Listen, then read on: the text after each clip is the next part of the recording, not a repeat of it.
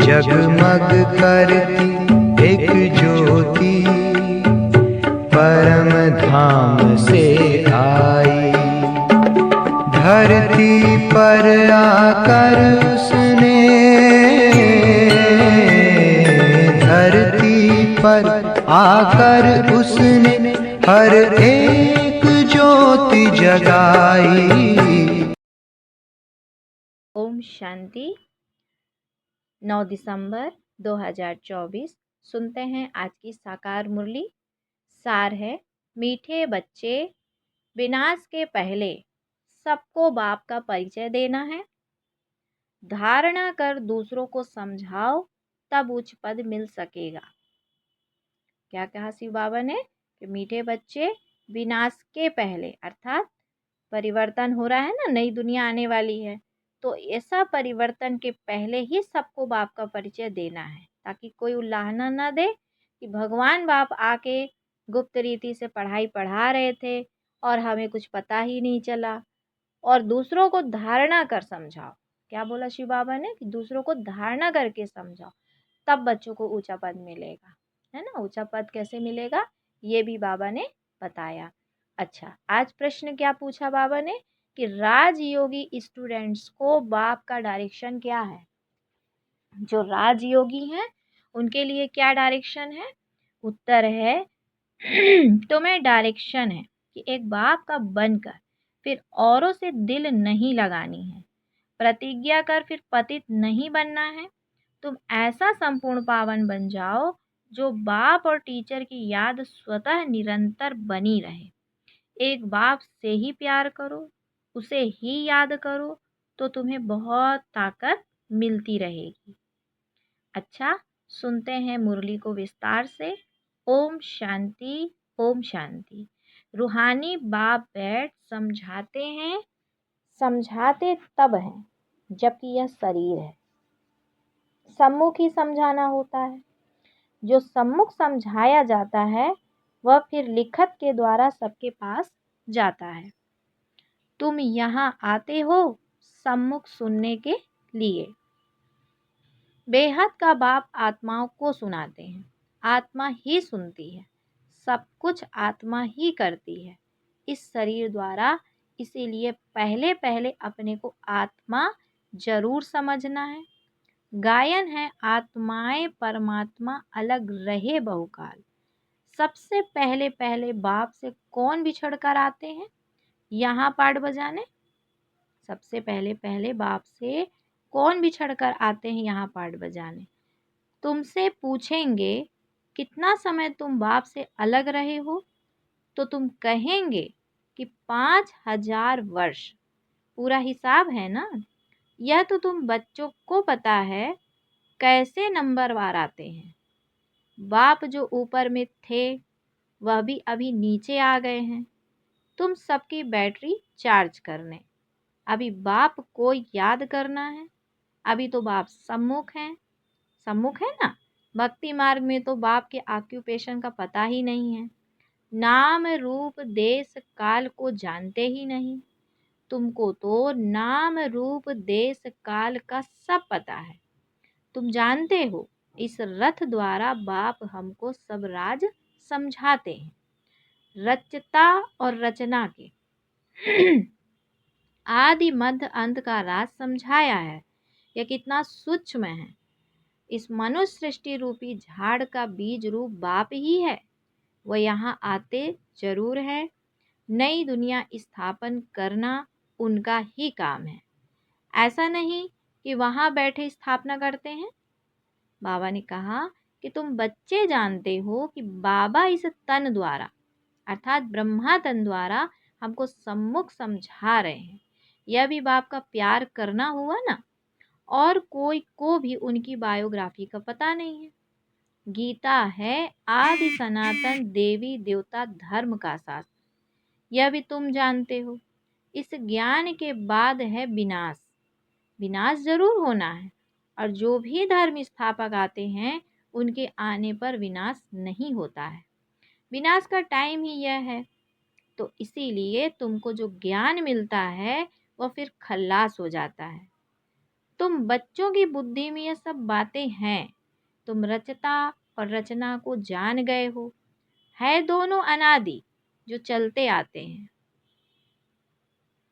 बाप का पाठ ही संगम युग पर आने का है।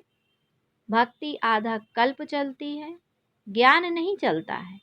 ज्ञान का वर्षा आधा कल्प के लिए मिलता है। क्या कहा बाबा ने कि ज्ञान जो है भले आधा कल्प के लिए नहीं चलता, लेकिन ज्ञान का वर्षा मिलता है, आधा कल्प के लिए मिलता है। ज्ञान तो एक ही बार सिर्फ संगम पर ही मिलता है। तो यह क्लास तुम्हारा एक ही बार चलता है, पढ़ाई जो है एक ही बार होती है। यह बातें अच्छी रीति समझ कर फिर औरों को समझाना भी है। पद का सारा मदार है सर्विस करने पर। तुम जानते हो पुरुषार्थ कर अब नई दुनिया में जाना है, धारणा कर और दूसरों को समझाना है। इस पर ही तुम्हारा पद है। विनाश होने के पहले सबको बाप का परिचय देना है और रचना के आदि मध्य अंत का परिचय देना है। तुम भी बाप को याद करते हो कि जन्म जन्मांतर के पाप कट जाएं। जब तक बाप पढ़ाते रहते हैं याद जरूर करना है। पढ़ाने वाले के साथ योग तो रहेगा ना। टीचर पढ़ाते हैं तो उनके साथ योग रहता है। योग बगैर पढ़ेंगे कैसे? योग अर्थात पढ़ाने वाले की याद। यह बाप भी है, टीचर भी है, तो सतगुरु भी है। तो तीनों रूप में पूरा याद करना पड़ता है। यह सतगुरु तुम्हें एक ही बार मिलता है। बाबा ने कहा कि ज्ञान से सद्गति मिली, बस फिर गुरु की रस्म ही खत्म। बाप बाप टीचर की रस्म चलती है, गुरु की रस्म खत्म हो जाती है। क्या कहा बाबा ने कि ज्ञान से सद्गति मिली, बस फिर गुरु की रस्म ही खत्म। अब बाप टीचर की रस्म चलती है तो गुरु की रस्म खत्म हो जाती है। सद्गति मिल गई ना, तो निर्वाण धाम में तुम प्रैक्टिकल में जाते हो, फिर अपने समय पर पार्ट बजाने आएंगे। बाबा ने कहा कि मुक्ति जीवन मुक्ति दोनों तुमको मिल जाती है। मुक्ति भी जरूर मिलती है। थोड़े समय के लिए घर जाकर रहेंगे। यहाँ तो शरीर से पार्ट बजाना पड़ता है, पिछाड़ी में सब पार्टधारी आ जाएंगे। बाबा ने कहा कि नाटक जब पूरा होता है तो सब एक्टर्स स्टेज पर आ जाते हैं। अभी भी सब एक्टर्स स्टेज पर आकर इकट्ठे हुए हैं। कितना घोर घमसान है। सतयुग आदि में इतना घोर घमसान नहीं था। अभी तो कितनी अशांति है। तो अब जैसे बाप को सृष्टि चक्र की नॉलेज है तो बच्चों को भी नॉलेज है। बाबा ने कहा कि बीज को नॉलेज है ना, हमारा झाड़ कैसे वृद्धि को पाकर फिर खत्म होता है। बाबा ने कहा कि अभी तुम बैठे हो नई दुनिया की सैपलिंग लगाने अथवा आदि सनातन देवी देवता धर्म का सैपलिंग लगाने। तुमको पता है कि इन लक्ष्मी नारायण ने राज्य कैसे पाया। तुम जानते हो कि हम अभी नई दुनिया का प्रिंस बनेंगे। उस दुनिया में रहने वाले सब अपने को मालिक ही कहेंगे ना। बाबा ने कहा कि जैसे अभी भी सब कहते हैं हाँ भारत हमारा देश है, तुम समझते हो अभी हम संगम पर खड़े हैं, शिवालय में जाने वाले हैं। बस अभी गए कि गए, हम जाकर शिवालय के मालिक बनेंगे। तुम्हारी एम ऑब्जेक्ट ही यह है। यथा राजा रानी तथा प्रजा सब शिवालय के मालिक बन जाते हैं। बाकी राजधानी में भिन्न भिन्न स्टेटस तो होते ही हैं। बाबा ने कहा कि वहाँ वजीर तो कोई होता ही नहीं। वजीर तब होते हैं जब पतित बनते हैं। लक्ष्मी नारायण व राम सीता का वजीर नहीं सुना होगा, क्योंकि वह खुद सतो प्रधान पावन बुद्धि वाले हैं। फिर जब पतित बनते हैं तब राजा रानी एक वजीर रखते हैं राय लेने के लिए। तो बाबा ने कहा अभी तो देखो अनेका अनेक वजीर हैं। तुम बच्चे जानते हो यह बहुत मजे का खेल है। खेल हमेशा मजे का ही होता है, सुख भी होता है, दुख भी होता है। तो इस बेहद के खेल को तुम बच्चे ही जानते हो। इसमें रोने पीटने आदि की बात ही नहीं है। गाते भी है बीती सो बीती। देखो बनी बनाई बन रही है। यह नाटक तुम्हारी बुद्धि में है, हम इनके एक्टर्स हैं। हमारे 84 जन्मों का पार्ट एक्यूरेट अविनाशी है, जो जिस जिस जन्म में जो एक्ट करते आए हैं वही करते रहेंगे। आज से 5000 वर्ष पहले भी तुमको यही कहा था कि अपने को आत्मा समझो। गीता में भी अक्षर है। तो बाबा ने कहा कि तुम जानते हो बरोबर आदि सनातन देवी देवता धर्म जब स्थापन हुआ था तो बाप ने कहा था कि देह के सब धर्म छोड़ अपने को आत्मा समझो और बाप को याद करो। बाबा ने कहा कि मन मना भव का अर्थ तो बाप ने अच्छी रीति समझाया है। भाषा भी यही है। यहाँ देखो कितनी ढेर भाषाएं हैं। भाषाओं पर भी कितना हंगामा है। भाषा बिगड़ तो काम चल ना सके। तो ऐसी ऐसी भाषाएं सीख कर आते हैं जो मदर लैंग्वेज खल्लास हो जाती है। जो जास्ती भाषाएं सीखते हैं उनको इनाम मिलता है। जितने धर्म उतनी भाषाएं होगी। वहां तो तुम जानते हो अपनी ही राजाई होगी। भाषा भी एक होगी। यहाँ तो 100 माइल पर एक भाषा है। वहां तो एक ही भाषा होती है। बाबा ने कहा यह सब बातें बाबा बैठ समझाते हैं तो उस बाप को ही याद करते रहो। शिव बाबा समझाते हैं ब्रह्मा द्वारा। रथ तो जरूर चाहिए ना। शिव बाबा हमारा बाप है। बाबा कहते हैं मेरे तो बेहद के बच्चे हैं। बाबा इन द्वारा पढ़ाते हैं ना। टीचर को कभी गले से थोड़े ही लगाते हैं। बाप तो तुमको पढ़ाने आए हैं, राजयोग सिखलाते हैं। तो टीचर ठहरा ना, तुम स्टूडेंट हो। तो स्टूडेंट कभी टीचर को भाकी पहनते हैं क्या? एक बाप का बनकर फिर औरों से दिल नहीं लगानी है। क्या बोला बाबा ने कि टीचर जो होता है, तुम स्टूडेंट हो, स्टूडेंट कभी टीचर को भाकी पहनते हैं क्या? एक बाप का बनकर फिर औरों से दिल नहीं लगानी है। तो बाबा ने कहा कि बाप कहते मैं तुमको राजयोग सिखलाने आया हूँ। हाँ, क्या कहा बाबा ने कि मैं तुमको राजयोग सिखलाने आया हूँ। तुम शरीरधारी, बाबा ने कहा कि तुम शरीरधारी, हम अशरीरी ऊपर में रहने वाले। कहते हो बाबा पावन बनाने आओ तो गोया तुम पतित हो ना। फिर मेरे को भाकी कैसे पहन सकते हो? प्रतिज्ञा कर फिर पतित बन जाते हैं।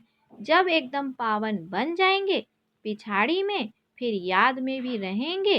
टीचर को गुरु को याद करते रहेंगे। अभी तो छीछी बन गिर पड़ते हैं तो और ही 100 गुना दंड पड़ जाता है। यह तो बीच में दलाल के रूप में मिला है, उनको याद करना है। बाबा कहते हैं कि मैं भी उनका मुरब्बी बच्चा हूँ। फिर मैं कहाँ भाकी पहन सकता हूँ? तुम फिर भी इस शरीर द्वारा मिलते हो। क्या बोला बाबा ने कि फिर भी तुम इस शरीर द्वारा मिलते हो। मैं उनको कैसे भाकी पहनूं? बाबा तो कहते हैं कि बच्चे तुम एक बाप को ही याद करो, प्यार करो। याद से पावर मिलती है। बाप सर्वशक्तिवान है। बाप से ही तुमको इतनी पावर मिलती है तुम कितने बलवान बनते हो, तुम्हारी राजधानी पर कोई जीत पहन ना सके। जब भगवान आके हमको इतना बलवान बना देते हैं मन बुद्धि से कि बाबा ने कहा कि तुम इतने बलवान हो जाते हो जो तुम्हारी राजधानी कोई जीत ना सके, तो रावण राज्य खत्म हो जाता है। दुख देने वाला कोई रहता ही नहीं है। उनको सुख धाम कहा जाता है। रावण सारे विश्व में सबको दुख देने वाला है। जानवर भी दुखी होते हैं। वहाँ तो जानवर भी आपस में प्रेम से रहते हैं। यहाँ तो प्रेम, बाबा कहते यहाँ तो प्रेम है नहीं। तुम बच्चे जानते हो यह ड्रामा कैसे फिरता है। इसके आदि मध्य अंत का राज बाप ही समझाते हैं। कोई अच्छी रीति पढ़ते हैं, कोई कम पढ़ते हैं। पढ़ते तो सब है ना। सारी दुनिया भी पढ़ेगी, अर्थात बाप को याद करेगी। तो बाप को याद करना है, यह भी पढ़ाई है ना। उस बाप को सब याद करते हैं। वह सर्व का सद्गति दाता, सबको सुख देने वाला है। कहते भी हैं कि आकर पावन बनाओ तो जरूर पति ठहरे। बाबा ने कहा कि वह तो आते ही हैं विकारियों को निर्विकारी बनाने। पुकारते भी हैं कि हे अल्लाह आकर हमको पावन बनाओ। उनका यही धंधा है। इसीलिए बुलाते हैं। तुम्हारी भाषा भी करेक्ट होनी चाहिए। वो लोग कहते हैं अल्लाह, वह कहते हैं गॉड, गॉड फादर भी कहते हैं। पिछाड़ी वालों की बुद्धि फिर भी अच्छी रहती है, इतना दुख नहीं उठाते। तो अब तुम सम्मुख बैठे हो, क्या करते हो? बाबा ने पूछा कि अभी तुम सम्मुख बैठे हो तो क्या करते हो? बाबा को इस भ्रकुटी में देखते हो। बाबा फिर तुम्हारी भ्रकुटी में देखते हैं, जिसमें मैं प्रवेश करता हूँ उनको देख सकता हूँ। वह तो बाजू में बैठा है, यह बड़ी समझने की बात है। मैं इनके बाजू में बैठा हुआ हूँ, यह भी समझता है हमारे बाजू में बैठा है। तुम कहेंगे हम सामने दो को देखते हैं, बाप और दादा दोनों आत्मा को देखते हो। तुम्हारे में ज्ञान है बाप दादा किसको कहते हैं, आत्मा सामने बैठी है। भक्ति मार्ग में तो आंखें बंद कर बैठ सुनते हैं। बाबा ने कहा पढ़ाई कोई ऐसे थोड़े ही होती है, टीचर को तो देखना पड़े ना। यह तो बाप भी है टीचर भी है, तो सामने देखना होता है।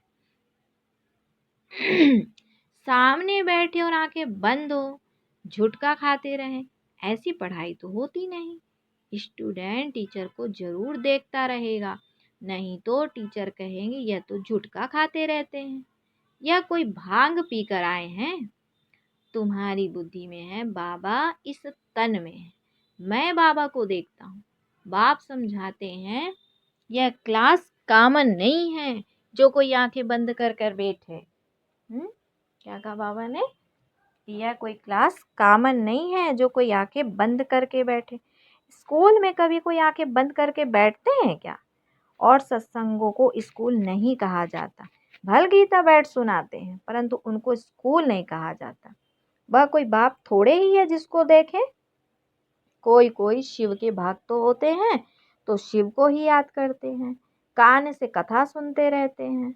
बाबा ने कहा शिव की भक्ति करने वालों को शिव को ही याद करना पड़े। कोई भी सत्संग में प्रश्न उत्तर आदि नहीं होता है, यहाँ होता है। यहाँ तुम्हारी आमदनी बहुत है, आमदनी में कभी उबासी नहीं आ सकती। धन मिलता है ना तो खुशी होती है, उबासी गम की निशानी है। बीमार होगा व देवाला निकला होगा तो उबासी आती रहेगी। पैसा मिलता रहेगा तो कभी उबासी नहीं आएगी। तो बाबा व्यापारी भी है। रात को स्टीमर आते थे तो रात को जागना पड़ता था।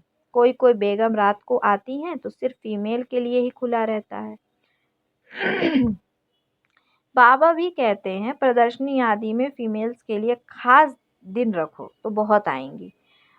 पर्दे नशीन भी आएंगी, बहुएं पर्दे नशीन रहती है ना, मोटर में भी पर्दा रहता है।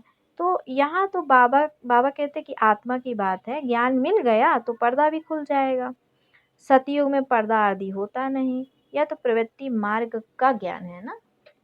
बाबा क्या कहते हैं, यह तो प्रवृत्ति मार्ग का ज्ञान है ना। अच्छा, फिर बाबा ने बच्चों को याद प्यार दिया कि मीठे मीठे खिलदे बच्चों प्रति माता पिता बाप दादा का याद प्यार और गुड मॉर्निंग। रूहानी बाप की रूहानी बच्चों को नमस्ते। हम रूहानी बच्चों की रूहानी माता पिता बाप दादा को याद प्यार गुड मॉर्निंग और नमस्ते। अच्छा, सुनते हैं आज की धारणा। बाबा ने कहा कि यह खेल बड़े मज़े का बना हुआ है, इसमें सुख और दुख का पार्ट नूंधा हुआ है। इसीलिए इसमें बाबा ने क्या कहा कि रोने पीटने की बात नहीं है, बुद्धि में रहे कि बनी बनाई बन रही है, बीती का चिंतन नहीं करना है। फिर बाबा ने दूसरा पॉइंट में कहा कि यह कॉमन क्लास नहीं है, इसमें आंखें बंद करके नहीं बैठना है, टीचर को सामने देखना है और उबासी आदि नहीं लेनी है ना। क्यों? क्योंकि उबासी जो है दुख की निशानी है। फिर आज बाबा बच्चों को वरदान देते हैं कि संतुष्टता के 3 सर्टिफिकेट ले, अपने योगी जीवन का प्रभाव डालने वाले सहज योगी भाव।